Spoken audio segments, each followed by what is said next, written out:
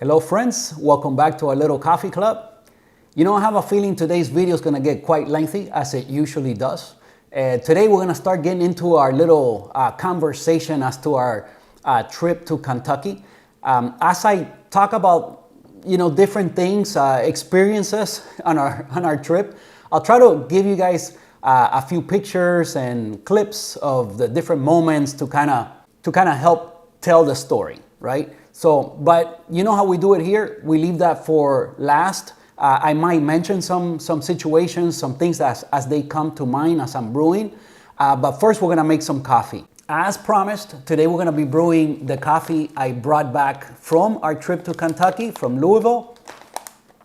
You know, finding proper specialty coffee in Louisville, it wasn't that easy, okay? If what you're interested in is bourbon, now that's a different story. But that's a totally different story. But if you're interested in specialty coffee, it's out there, but a little bit more difficult to find. So I found this coffee shop, and all right, the word, as you see the name on the bag, the word is a German word, which I will attempt at saying. Now, please forgive me because I'm sure I'm gonna butcher the word, but it is something like Hinterhof. Hinterhof. I think it's pronounced somewhat like that, and it means backyard, or your back courtyard. So this coffee shop was kind of like in a, what seemed to be kind of like a house converted to a business, and the back of the house had a nice, beautiful little courtyard, and perhaps the owner is German, and that's the name they chose for the coffee shop, and I found it to be very appropriate. Beautiful little courtyard. Now, on that day, it had snowed a whole bunch the night before, and it was full of snow, and it was very cold outside, so we decided to have coffee inside. Now, usually when I visit a coffee shop, I will order a pour over, and sometimes I'll have also espresso, or I'll have a milk drink or something like that. But in this case, I'm sorry, but I don't remember the reason why. I just went with a milk-based drink.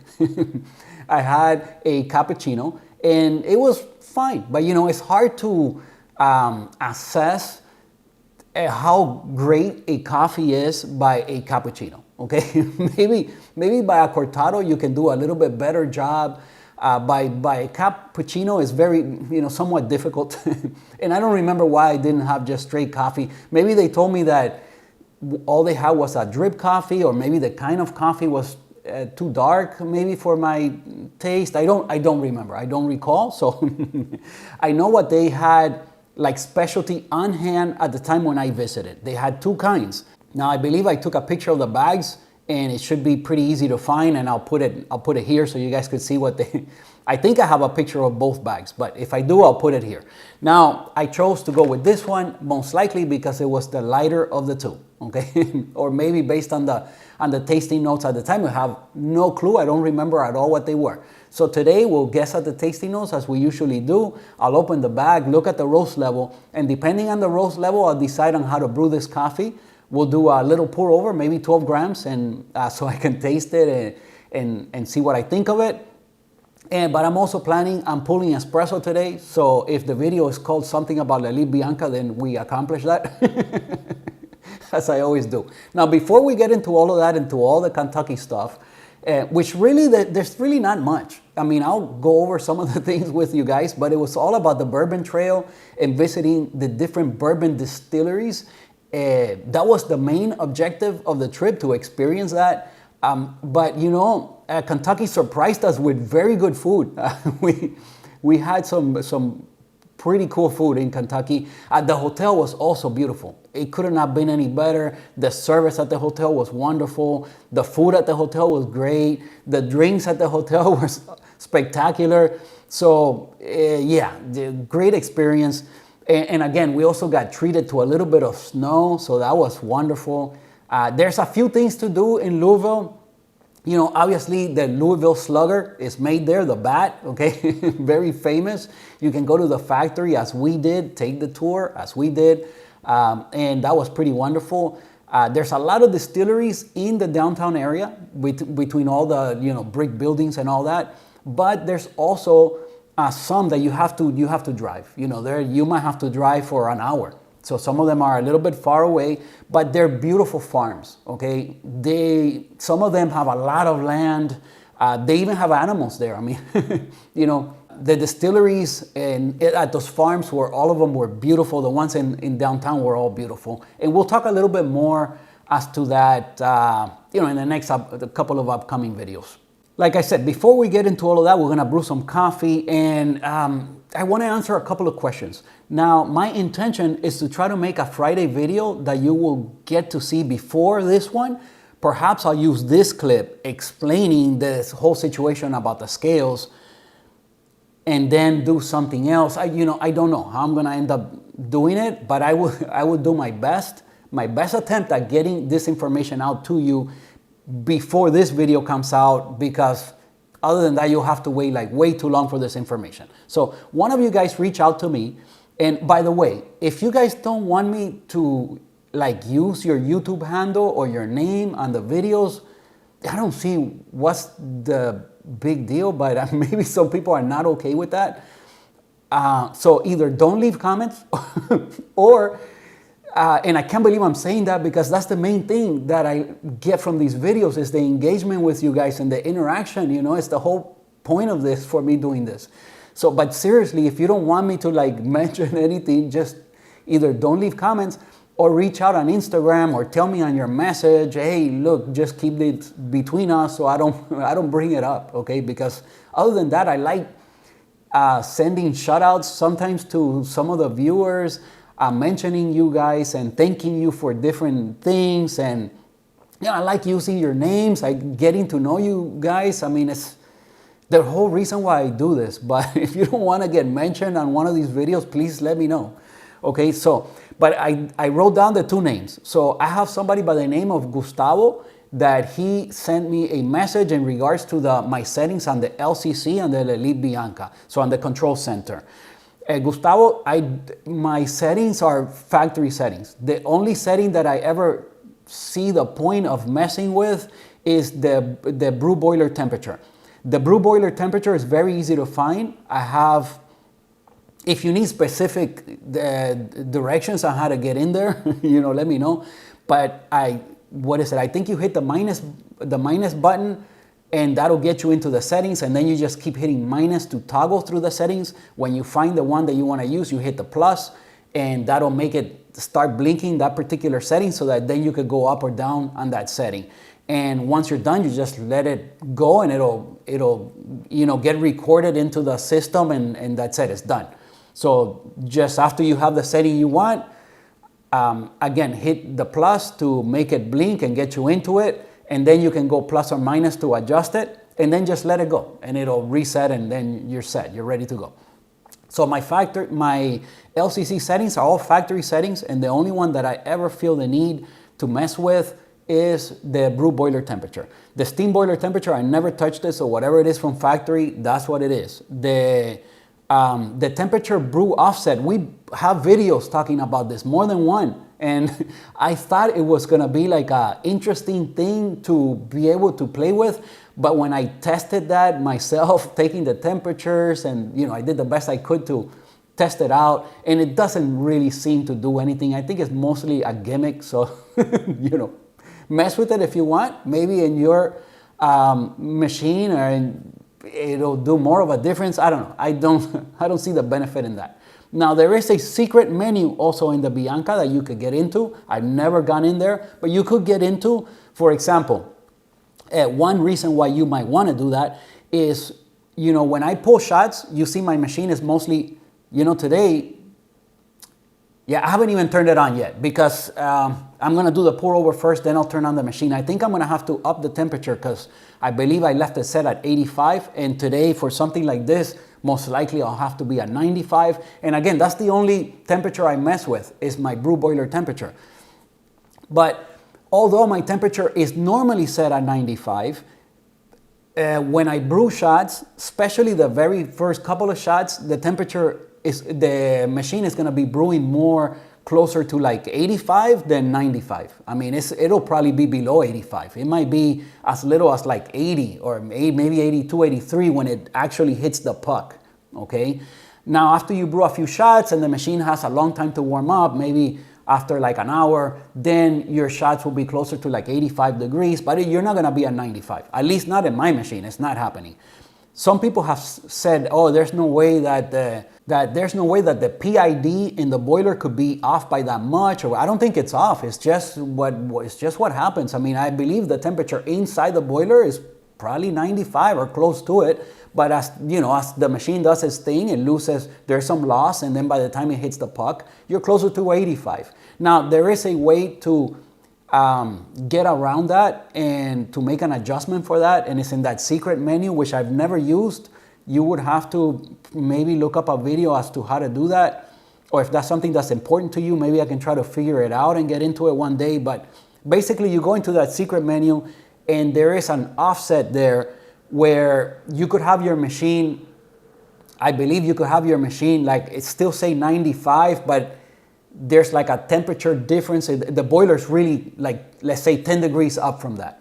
So this is my understanding. So it'll still say 95, although the boiler is maybe more like at 100 or 105 or whatever, so that it could make up for your loss, okay?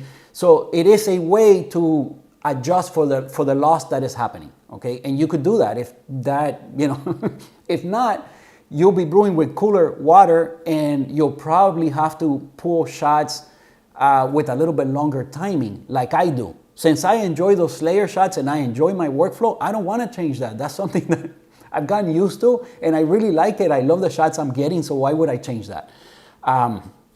When I brew darker coffees, you guys see I never do a Slayer shot. I just ramp up slow, go to 9 bar, and then pull like a 30-second shot like everyone else does.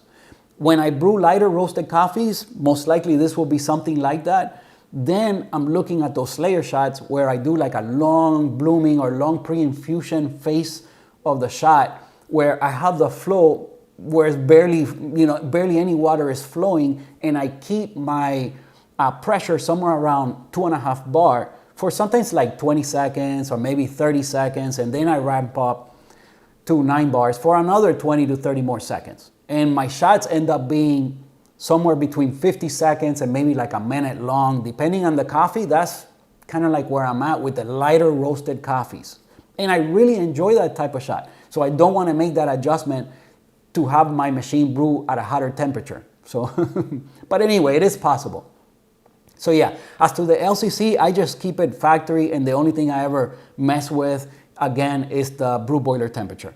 Now, the second question that I want to get to came from somebody that goes under My Dog KY, or Kentucky, I guess. Again, Kentucky. Maybe I have another third person watching from Kentucky, or maybe more, I don't know. Well, Kentucky doesn't seem to be that big into specialty coffee, yet a bunch of people from Kentucky are watching my channel, so I don't know.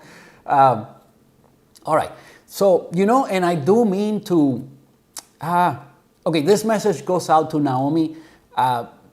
We had talked about making the Irish coffee. Okay, I have a little surprise, but you'll have to wait a few months. But I have a little surprise as to the Irish coffee. We will get around to making that, and it'll be fun. So now that we're talking about bourbon, although that's made with Irish whiskey, but whatever. If you have bourbon on hand, I'm sure it'll be fine.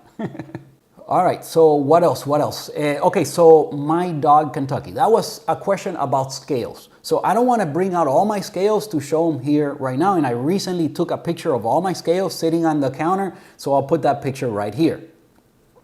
Okay, as you could see, there's a tiny, shiny, aluminum looking scale, the little one.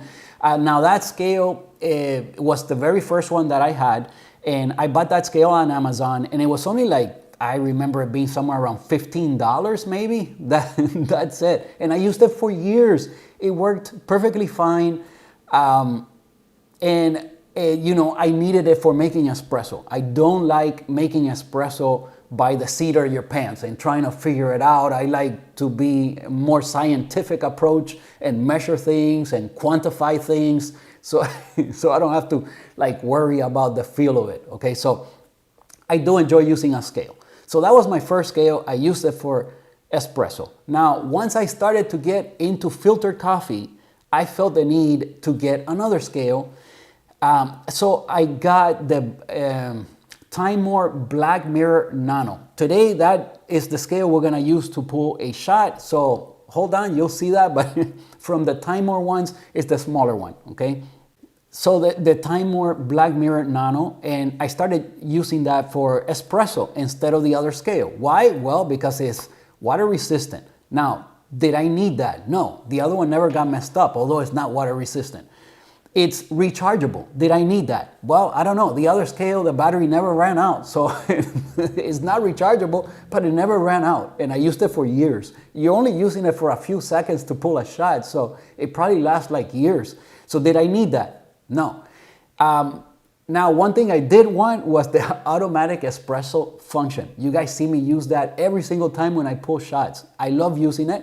I know a bunch of people that have that feature available on their scale, yet they never use it. So it's important to me, but it might not be important to you. And what I did previously to time my shots, I just used my phone. You know, that works just fine, you know. You got your scale going, you hit your brew button, you hit your phone, and you're timing the shot, and that's it.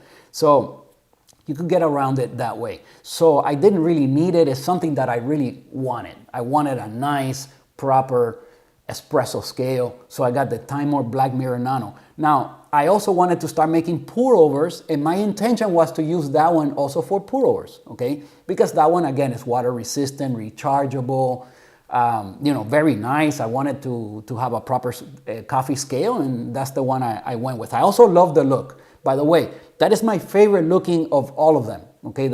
I love the way that one looks. I love the way that the screen is slanted. It just gives you a better view of what you're doing. It worked for, although it's small, and this is where I'm going with it. It is a little bit small for doing pour-overs, but it was fine. I could have used it because of the slant on where the numbers, what you're looking at, you know, you could still see it. Even if your brewer is somewhat large, you could still see the numbers. So it's just a great design. The fact that it has a little toggle switch to turn it off and on, wow, I love that, okay?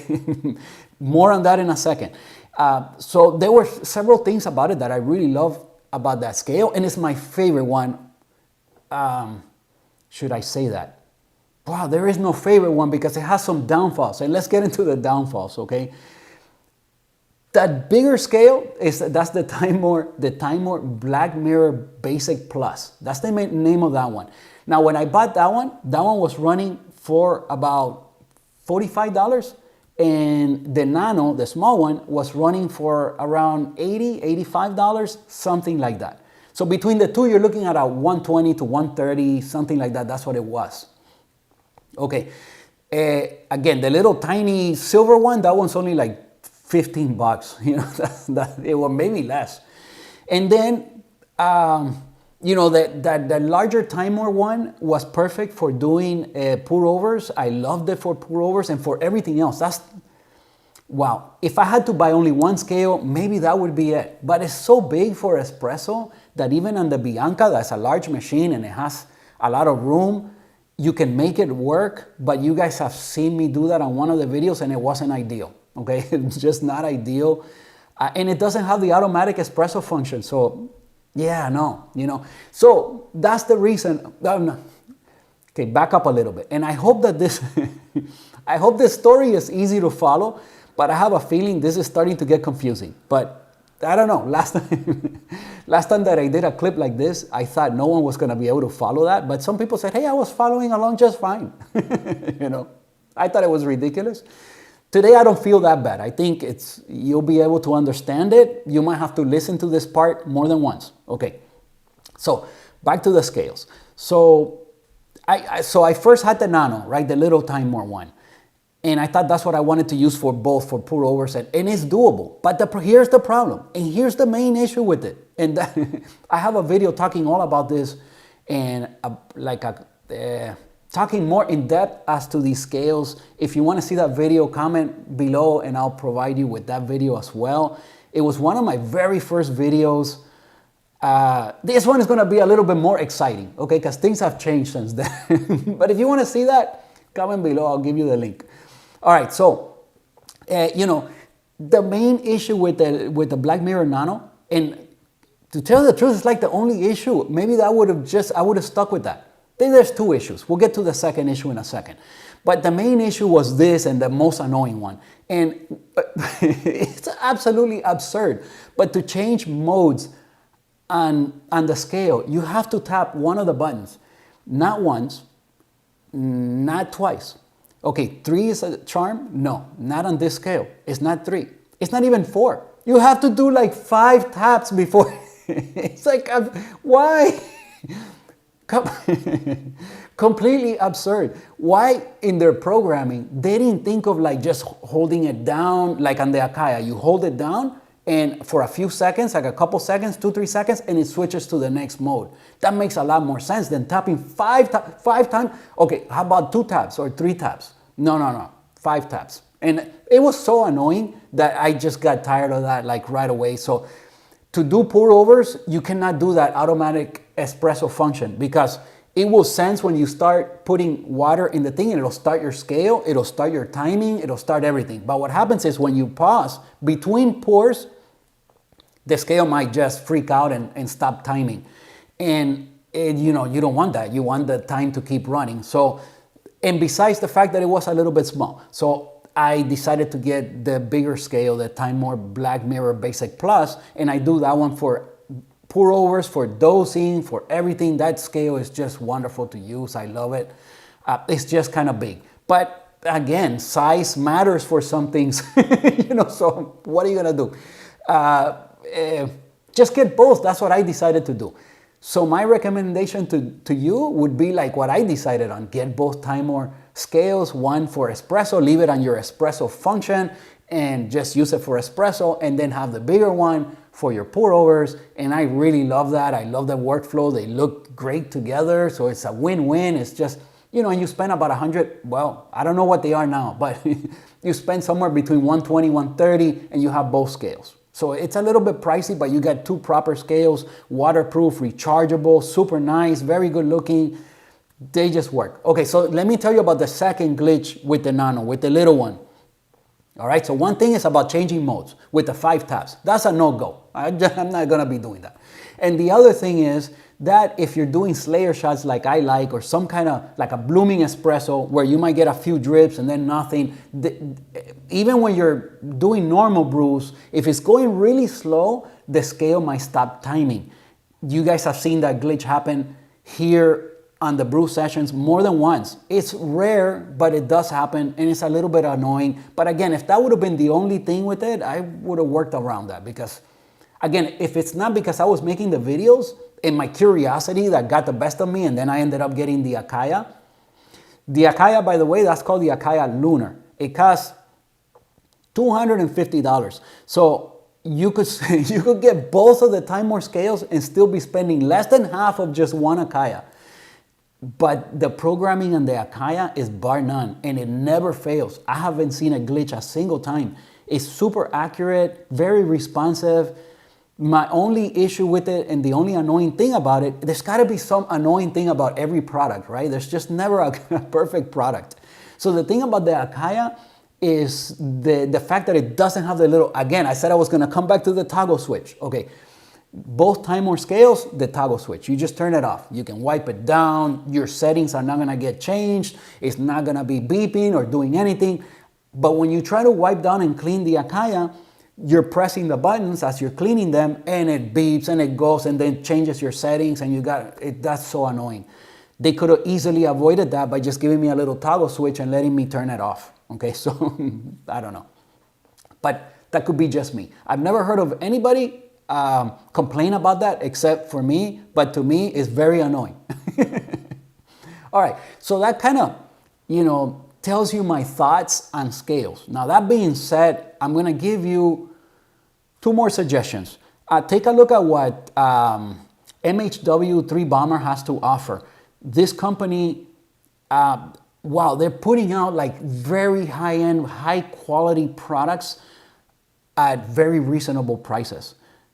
The thing is, you get a lot for your money with them. So take a look at them before you make your final decision, and perhaps take a look at, I can't remember the name of the company, but it's kind of new, and I believe both Lance Hedrick and Daddy's Got Coffee, I believe both of them have talked about this scale. Now, this scale is tiny. It's a no-go for pour-overs. So, yeah. But if you want something like that for your espresso, and you like it more than everybody's, at least the reviews I've seen on it, is top-notch. The build quality, the way it works, and it's just, so check it out. I'll give you the name here. I don't recall right now, but I'll look it up when I edit the video, and I'll give you the name here so you can look at it. And like I said, I believe both Lance Hedrick and Daddy's Got Coffee has done proper reviews on this scale. So check all of that out and then make your decision. Now, again, if I were you, I'm really happy with the 2 timers, and I would just get that and leave one for your espresso, one for your pour-overs. They're not very expensive. They look great. They work great. The only little glitch every now and then that you might run into with the Nano is the fact that if it's brewing really slow, it stops timing. And who knows, maybe you get one and your particular sample doesn't do it. Maybe it's just something particular to mine. Who knows? I only have the one. So, and I really like them. So that's what I would recommend. So hopefully I answered the questions here. And I know this clip, well, I've been recording now for like 20 something minutes. This is gonna be a long video and hard to edit. But let's get over to the other counter and start with the coffee. All right, Carrie. The car says 27 degrees outside. It's not a good day to let Sassy out. So keep Sassy indoors.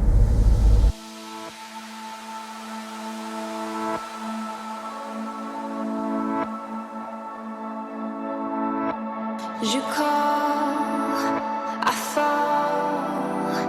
There's a legacy between us. We grow, we go, but in the middle.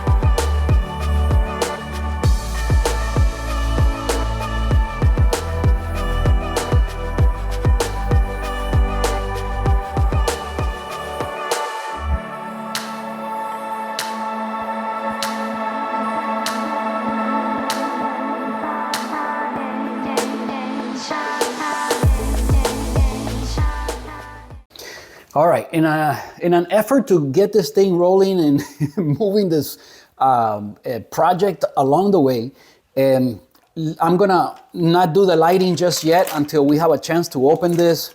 So let's open this up. Okay, I'm gonna have to cut it open. So yeah, cut it open, and then I'm gonna put some of this coffee on the counter as we always do. Take a picture, show you guys the picture of the coffee right here so we can take a good look at the roast level. I'm not wearing my glasses because I don't wanna have a chance to look at the tasting notes. There's nothing written on the bag anywhere, so I imagine this is specialty coffee. Almost for sure they'll have some tasting notes that I can guess at. So, wow, it smells great. Okay, all right. So let me put the bag off to the side, put on my glasses, take my picture, take a look at the roast level, which, I mean, I could already tell it's gonna be really light. And yeah, take it from there. Give me a second. All right, so here we go. Let's start by dosing out our 12 grams. We're gonna do 12 grams.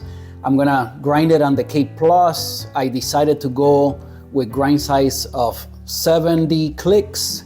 So we have the little red dot right over the 7, so that's 70 clicks on the K Plus. Now 70 clicks is somewhat coarse, but we're kind of like where I like to start with something like this if I'm gonna do it on the Steadfast. So I'm gonna do the brew today on the Steadfast. Again, one of my favorite brewers. I love using this. Just really nice. But it is a slow brewer, and on something like this that I wanna extract very well, and I'm looking for at least like 3.5 minutes, maybe even 4 minutes of extraction time. For my very first go around, I think I will have the most likelihood of succeeding with this kind of approach. Okay, so again, let me make sure my focus is locked. And so again, today we're gonna do 12 to 180 grams out, so a 1 to 15. Let me start the kettle. The temperature on the kettle, I'm gonna go just off of boiling. It's set at 97, I'm gonna leave it there. Again, 3.5 to maybe even 4 minutes. That's why I wanna do it on the Steadfast. And we'll start with a 1 to 15 and then, adjust from there. Sometimes I'll go to 1 to 15.5 or 1 to 16. It just depends on the coffee.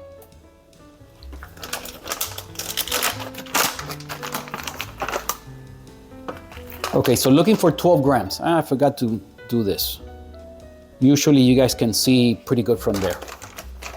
Wow, okay, first of all, as of the fragrance of this coffee, I'm very, very happy with what I'm smelling here. The dry smell of the coffee is absolutely wonderful. It's very clean. So I imagine this just being a washed. But once I taste it, I'll have a better assessment as to that. But wow, very beautiful fragrance on this coffee.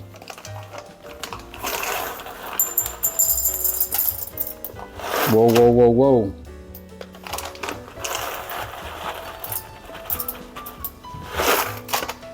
Okay. So again, I've been trying to remember to use the correct lingo, right? So fragrance when the coffee is dry and aroma once you wet the coffee. Okay, so this bag doesn't have a Ziploc, so I might want to put this in one of my fellow Atmos. I think I have one empty, so I will probably put this in one of my Atmos to just get a good seal on it and make sure the coffee stays as fresh as possible. Now, if you could hear in the background, that's the kettle. It's about to come up to temperature. Okay, let's grind this. Let me put this off to the side. Again, I want to put it with the label facing out. I don't want to know what the tasting notes are until I have a chance to guess at them. All right, here we go, 70 clicks. Oh, you know what? Well, I'll weigh it once I put it in the Steadfast because I won't be checking retention today. I forgot. I have the little niche cup. I'm so used to doing this. I should have waited on this cup so that I know what I got out after grinding it. But it's okay. We'll weigh it once I put it in the Steadfast.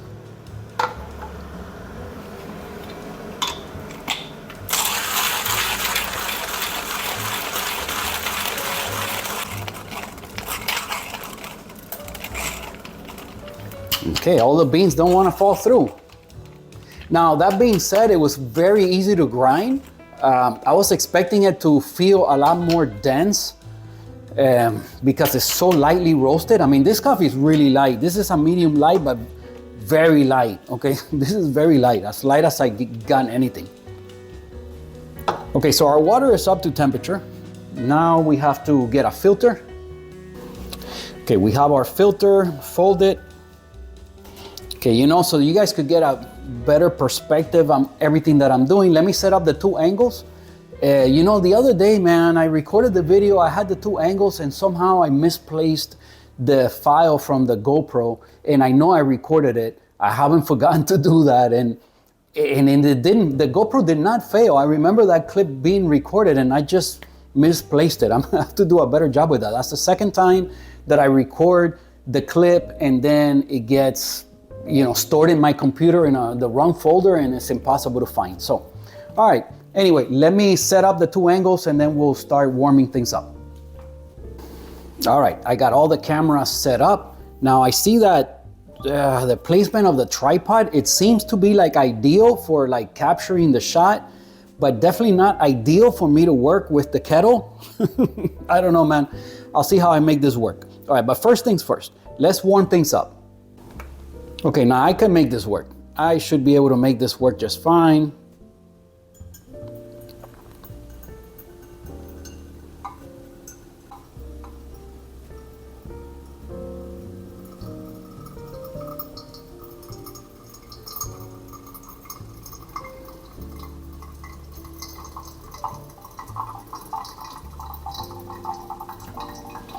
So let's warm it up. Let's get things rinsed.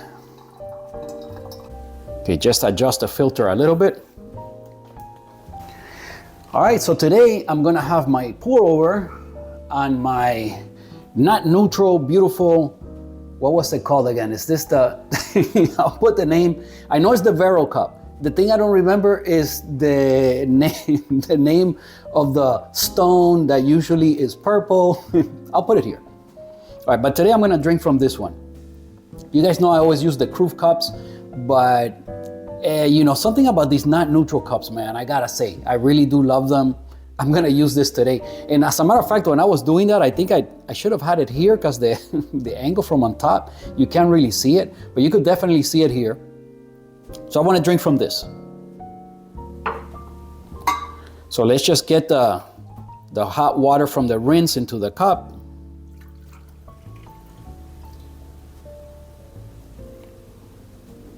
That's gonna rinse that as well and get it warmed up. Put it off to the side. Okay, so we should be focused. Now the next step, we wanna tear the scale and check to see if we have our 12 grams.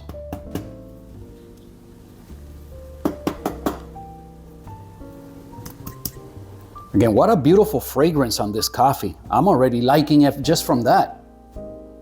Yeah, just beautiful. Again, 12 grams is not a lot. So we have 12.1, pretty much the same thing we put in, we got out. Again, retention is not a thing on hand grinders usually, but you guys know how we do it on this channel. We check retention every single time. Okay, let's tear this again.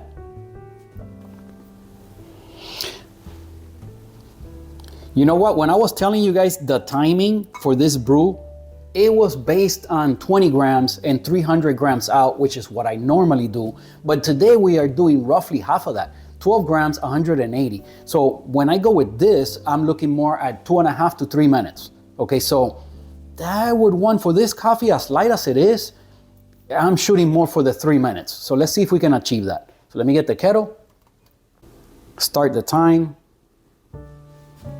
Okay, here we go. On the Steadfast, again, we're just gonna do a little bloom, try to saturate everything.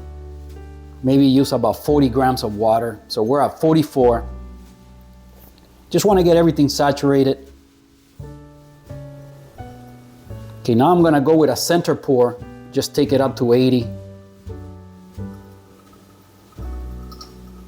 A little bit more.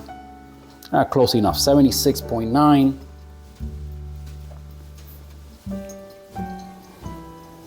Okay, now we're gonna do a circle pour. Take it up to 110, a little bit more. Give it a swirl. Okay, that swirl was a little bit out of control, but again, I gotta be careful with the tripod so I don't bump into it. Usually swirling with the Steadfast slows things down quite a bit, especially on a lightly roasted coffee like this. Usually light roast gives you a little bit more fines. Okay, I'm gonna go with a circle pour.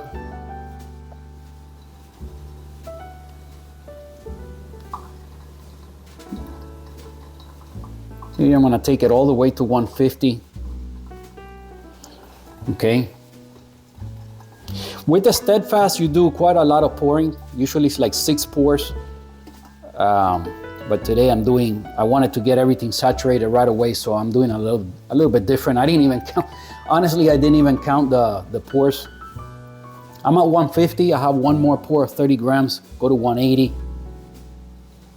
I do like my timing, that is working out perfectly.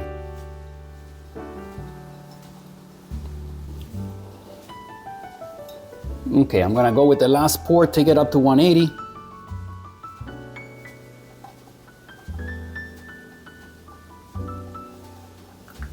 Just a center pour, I nailed it. Can turn off the kettle. One last little swirl.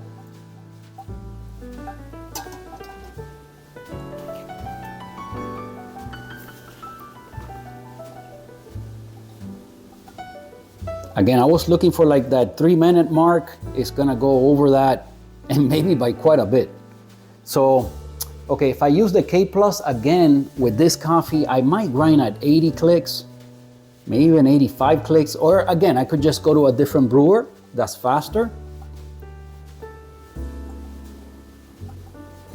Okay, definitely this grind size is too fine for this brewer and this coffee. So yeah, this is not gonna end up ideal, but we'll see what we get. Again, it's all about the flavor.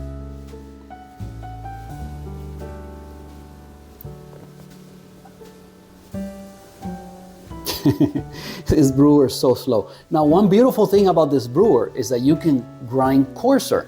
And by grinding coarser, usually on most grinders, or my understanding on all grinders, you're gonna get a more uniform grind, okay? For that particular grinder. The coarser you go on it, the more even grind distribution that particular burr set is going to give you. Okay, so we're done. I'm calling it 4 minutes and 20 seconds, let's say. So wow, a whole like minute 20, a whole minute 20 over what I was looking for, but let's taste it. I have a feeling it's gonna be just perfectly fine. This coffee is so lightly roasted that this is gonna be fine, but I'm gonna give it a quick taste before I remove all of this stuff and make sure it tastes good, and then we'll take it from there. All right, let me get rid of this. I'll be right back.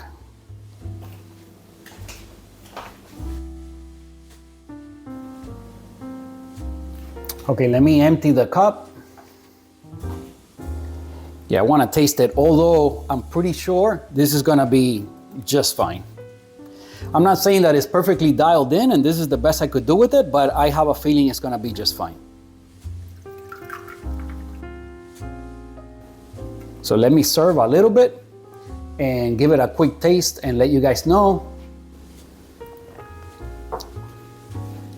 Wow, this is very, very good. Okay, let me set up the camera and then we'll talk about the coffee. I'm going to move right into like the espresso part of the video because I don't want the video to get super long, so I'll keep recording right from here. Give me a second. All right, so the espresso machine is heating up. I already changed the brew boiler temperature to 95, as I said, because this coffee is so light that, wow, today we're shooting for like a minute long Slayer shot on it, and we'll see what happens with that. But first, let's talk about this filtered coffee. Now, the aroma, I have to say there's more on the fragrance, so the dry, than right now the aroma, which is after you brewed it. There was definitely more as dry. Still right now, wow, it's very, the smell now, the aroma is very sweet. It's sweeter than most coffees that I have had.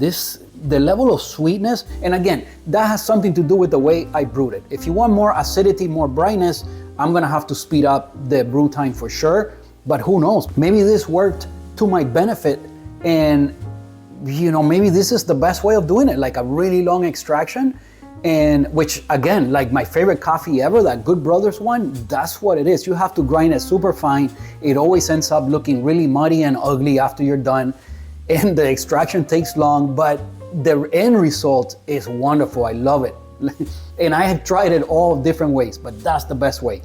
This one, who knows, maybe it's something like that. You have to like get a really long extraction to get the most out of it. Which, by the way, today I did not forget to take a picture of the bed of coffee, the way it looked at the end after I finished brewing this, and I'll put the picture for you guys right here. So as you could see, it was very nice, clean. It wasn't muddy, it was very, and again, the grind size was 70, so there's no reason for it to come out like muddy looking when you go that coarse. But again, if I wanted, well, who knows, maybe I don't want to change anything because I really love what I'm tasting here.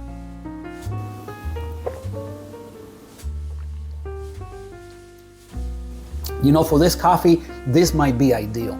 This might be ideal. Wow, it's very, very good. It has a level of sweetness that, wow, I don't know. It can only be rivaled by perhaps the cow coffee, the one I brought back from Seattle, from the Starbucks Reserve, which I remember having such a wonderful sweetness to that coffee. But this one is more interesting because it has that kind of level of sweetness combined with something else, okay? There is some acidity, which the cow had almost none. This still has some. Let's see, let's try to guess at some of the tasting notes.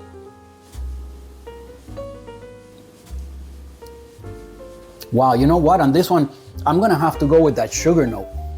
So to me, it's not caramel. To me, it's that sugar note, like that brown sugar note, very sweet coffee, fruity, definitely fruity. I'm not tasting any kind of citrus note. I'm getting like a berry, but very sweet berry tartness up front. The acidity is low. At least the way I brewed it right now, I have to say the acidity is low. But just enough to add that extra pop of interest in the coffee that I gotta say I'm really enjoying it. So I'm going with some kind of berry tartness up front and a sugar note, like that brown sugar. Wow, this is really, really, I'm pleasantly surprised with this coffee. I'm so glad I bought it. I'm gonna really enjoy this. This is really, really good.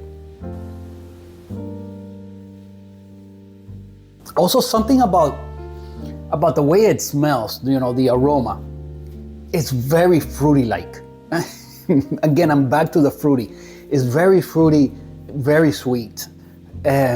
Wow, you know, I'm pleasantly surprised. Really good. The aftertaste is very nice. So the aftertaste, you call that the finish. Okay, I couldn't think of the finish on the coffee is also spectacular. Just that sweet, lingering, fruity flavor. It's very fruity. I would say this coffee is a natural. I don't think it's a just perfectly washed coffee. Of course, I'm just some dude, man, but I could be totally wrong. If I had to guess, I would say this coffee is a natural.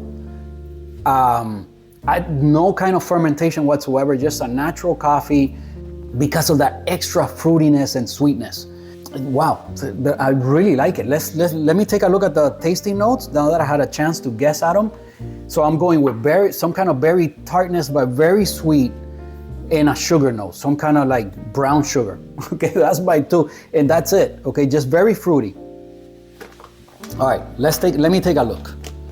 Okay, so Kenya, I'll put the little label here on the screen for you guys so you could see.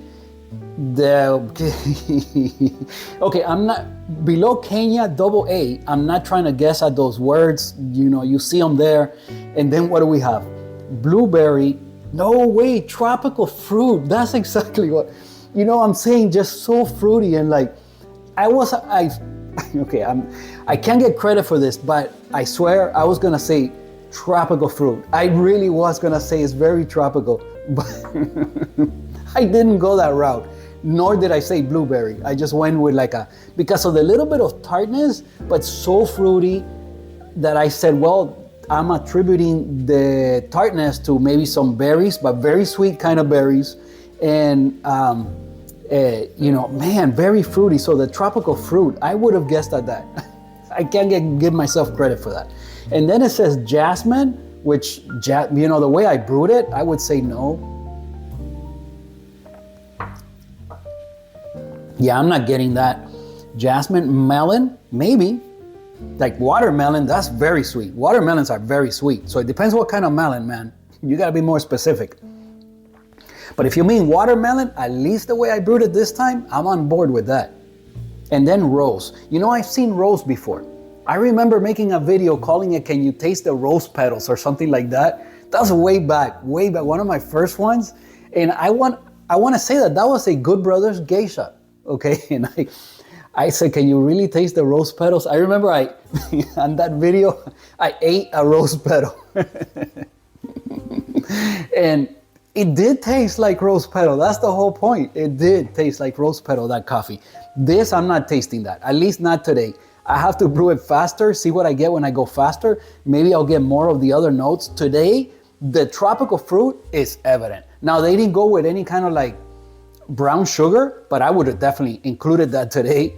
As far as the little bit of tartness and berries, yes. Now, I don't think I'm good enough at this to be able to say blueberry or raspberry or whatever kind of berry. Anyway, I think today I did decently. I did pretty decent with the guessing today. I see that it does say washed. So I said natural, so I could be wrong on that. It just says washed. I cannot believe the level of sweetness, like fruitiness on this coffee from just plain washed coffee. Wow. You know, I'm really surprised about that. I thought for sure this has got to be a natural or something like that, but it says washed.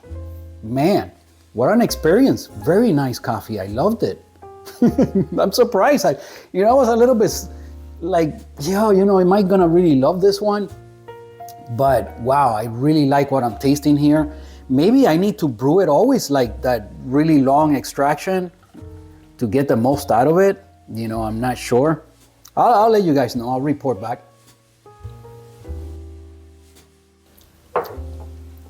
Yeah, I'm standing by it. I really love the finish on this coffee too.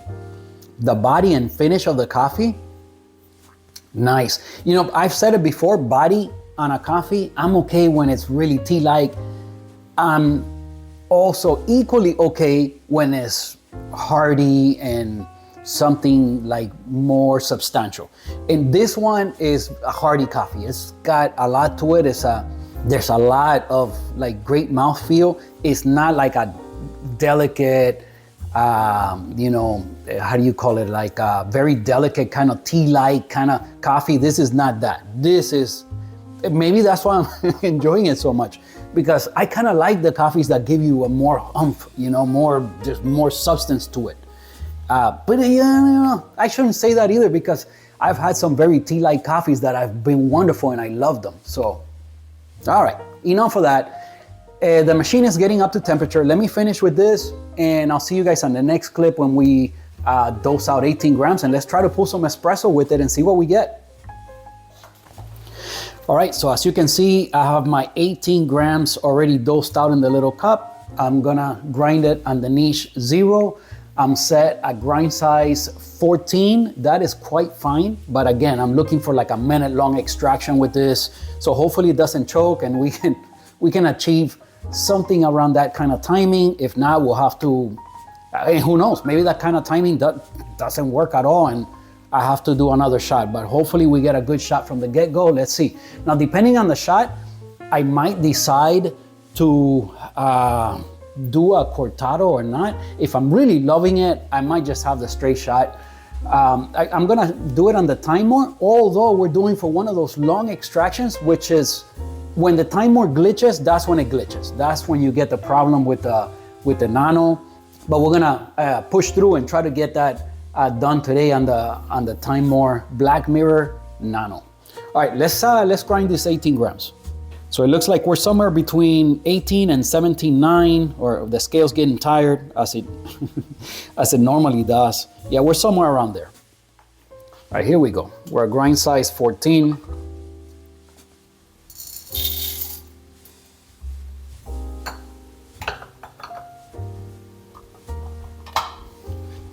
Okay, you know what? Let me give you one more last look at at the roast level. You could see it there, but it's really lightly roasted coffee. All right, here we go.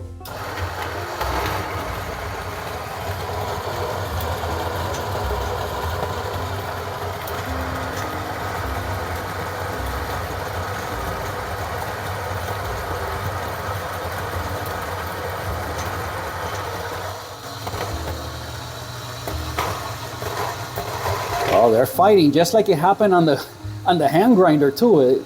All the beans were not dropping through. Okay, we should have everything. I always start it one more time just in case. You tap the spout. Sometimes there's a little bit of a retention there. And now we check. Oh, we had retention. All right. You know, all right, we'll use the little bellows. Okay, now I've been keeping the little bellows on this one because you guys know my new workflow on this.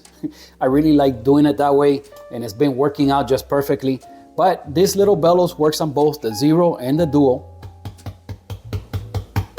You just got to give it a couple of taps. You know, I already mentioned it a couple of times that, you know, Gemini Coffee Tools, they send me this little bellows. If you don't see it on their website, check on their Amazon page. So Gemini Coffee Tools, they have an Amazon page, and they have more items on the Amazon page than they do on the website. So always check the Amazon page. Again, I have to set up my link, man. I could be making a little commission, at least pay for some of this coffee. All right, 17.8. So it's roughly what we put in. We had 17.9, something like that. So we had maybe a 0.1 retention, something like that. All right, so let's do some puck prep. Okay, we're gonna start as we usually do by fluffing it up. Okay.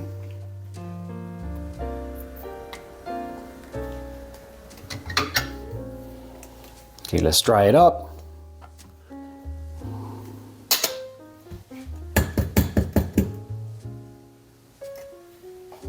All right, perfect.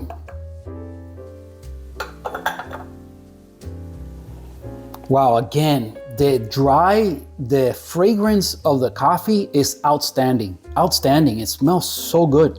Now, once you brew it, I wasn't getting a whole bunch from the aroma part of it. But again, maybe if I brew it faster and I get more brightness, more acidity, maybe there'll be more there. I don't know, I'll report back.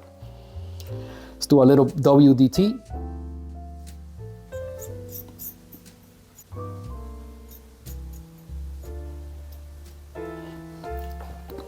Okay, I've been meaning to start experimenting. You know, I mentioned it on a couple of videos now that I have been tamping a little bit lighter. Remember one of you guys commented back, you know, quite a few videos back that I was tamping too hard. There's really no such thing as tamping too hard. You can tamp as hard as you like, as long as you stay consistent. But I've been going a little bit lighter, and I've been meaning to start perhaps experimenting with tamping the way that Italians do. Okay, so I have a customer, he's Italian, and I went to his business one time, and he made me an espresso. He has a nice dual boiler espresso machine in his at his office, in his place of business. And you know, the way he tamps, he just does this right here. Look, that's it, he's done. Okay, so I've been meaning to experiment with that method. And you know, so forget that 30 pounds. I mean, you know, the tamping pressure, as long as you keep it consistent, I don't think it matters much as far as the pressure you're gonna build or your timing. It's almost all of that is based on the grind size, not really how hard you're tamping. So today, that's all I'm gonna do. Let's start experimenting today. Let's see what happens. Okay, so no coffee comes out. It's very easy to be nice and even because you can tamp with like 4 points of pressure and you can feel it go down and just leave it even. You can feel it, you know. So yeah, let's see how that works. Puck screen. Again, I use the bigger of the two baskets that came with my Bianca. I think I mentioned before that this is like a 21 grams, something like that. And I'm only doing 18 grams.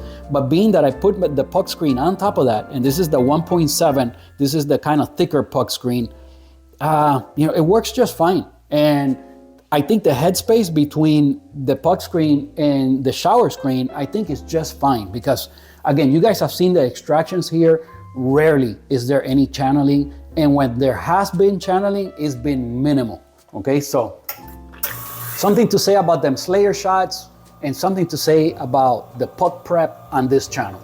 So today I remember to run it. Machine is fully up to temperature. Let's dry it up. Let's lock in and pull a shot.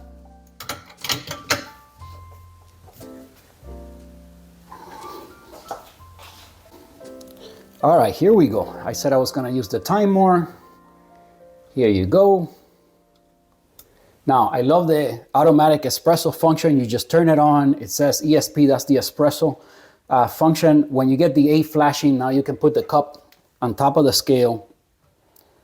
Again, I'm gonna use the one from Not Neutral, nice short cup so you can see the bottom of the portafilter. It's gonna tear by itself. When the A starts flashing again, now you're ready to pull the shot. So my Slayer shots, I start at 5 o'clock with the paddle at 5 o'clock. And here we go. It takes about 9 seconds for the pressure to start building. And then what you wanna do is close the paddle and kind of hold it at around 2.5 bar. So somewhere around right there. Getting a few drips is ideal, but no more than like maybe 1 or 2 grams at the most, 2 grams. So I'm gonna go to 25 seconds. So I'm a little bit over 2 grams, but that's okay, not too much over. Now we go to 9 bar. This is working out pretty spot on. And again, you see the nano did not fail us today. Sometimes when it's dripping just barely like that, that's when you get the problem. So now I do a 1 to 2.5 ratio, so 18 in and 45 grams out. We're about to get there. Okay, I overshot it by a little bit. I ended at 45.7 grams in 32 seconds from first drip, 50 seconds overall. So you know what? As a matter of fact, I could have still extended the shot time by a little bit. I would have been okay with another 10 seconds overall. So this is a little bit faster than I was shooting for, but let's see where we're at. So let me stop one of the cameras. Okay, so again, you saw the Black Mirror Nano in action, and today was one of those long Slayer shots and it didn't fail. So that glitch does happen from time to time. It's a little bit annoying. It's only gonna happen if you're doing these long, like barely trickling kind of shots. That's when it's gonna happen. If you do normal kind of 30-second shots, that's never gonna happen. At least in my experience, I've never seen it. Oh, one more thing I gotta show you guys. All right, really cool and really, very first time I get to use them. So shout out to Anna. Anna's always giving me little gifts for my espresso setup. Anna's my wife's sister, so my sister-in-law. And this year, for Christmas, she gave me a set of these tiny little spoons, which I really needed for when I make espresso. Look at how cool they are. My little gold spoons. I love these. So I can use it to stir my espresso. It's a proper small little spoon for this. Again, when I use the Crew espresso shot glasses, I just swirl it, but it's always best to stir. To give it a nice stir. You know, I forgot to show you guys the crema. Let me see if I could still do that. Yeah, it's not, I mean, this is a really light coffee. The crema's not beautiful. The extraction was probably also not beautiful. So yeah, it's not a beautiful looking shot, but let's see what it tastes like.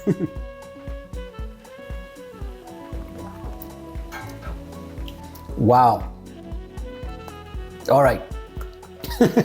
Man. Okay, this is one of those perfectly balanced shots that happen rarely, okay? This is a rare event in your journey into coffee. But as having a straight shot of coffee is difficult to get a better one than this. It's just not gonna happen very often. This is an absolute perfectly balanced, and again, I have a feeling a lot of it has to do with the beans themselves. The level of sweetness in this coffee is just remarkable. And not just the level of sweetness, how wonderful the sweetness is, the fruitiness of it. It's just great. the level of acidity, which there is, but it's very, very little and under control, and just a nice pop in the beginning. So when you first taste it, you get that mouth-watering kind of like refreshing, like from the acidity, like juiciness, you know? And then it goes right into the sweetness and the fruitiness. And again, this coffee, the finish on it is great. It's great. So you know what? Wow, what a start to 2025. This is, okay, I'm recording this. You guys are gonna see this video like probably in March sometime. But for me, this is the very first video that I'm recording in 2025. Okay, the last couple of videos that I have recorded, just so that you guys know, were the ones when we went on the field trips, because that was the Christmas break and I had extra time, and you know, and the weather was perfect, and I got out there and I filmed the Big Face experience, the specialty coffee shop, and the other one was Vice City Bean, right? So we went to Big Face and Vice City Bean here in town in Miami, and had that coffee shop experience. If you guys haven't seen those videos and you want to see it, ask me for the link and I'll provide you with the link to those videos. This is the very first brew session that I record at home in 2025, and what a kickoff to our season. I gotta say, it just, wow. Okay, it's just, you know, it's just brewed perfectly. Let me taste it again.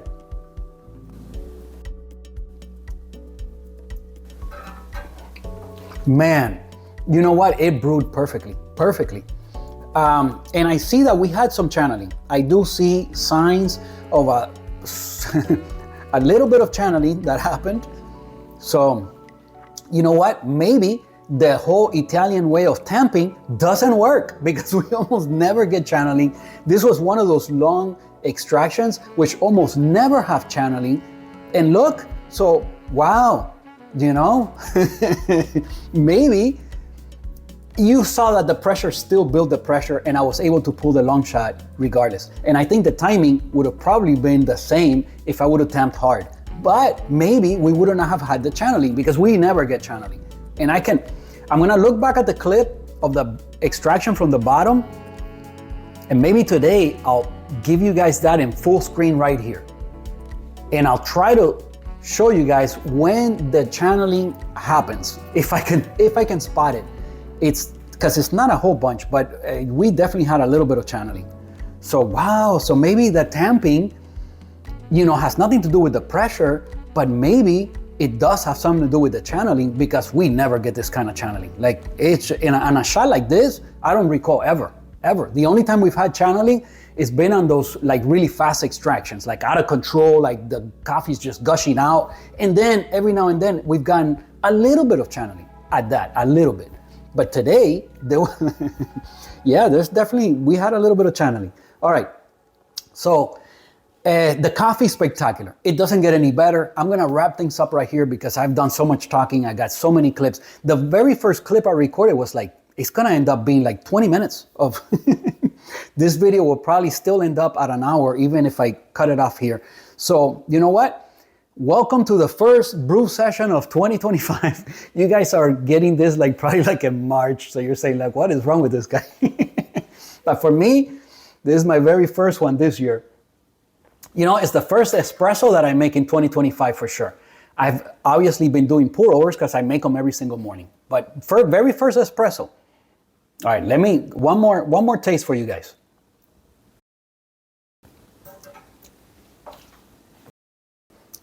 Wow, this, you know, I really like the flavor profile of this coffee. I love fruity coffee like this. As espresso, I would guess pretty much the same thing. You know, you got that berry tartness up front. You got the fruitiness. Would I say the sugar note? Let me see. That's the only thing.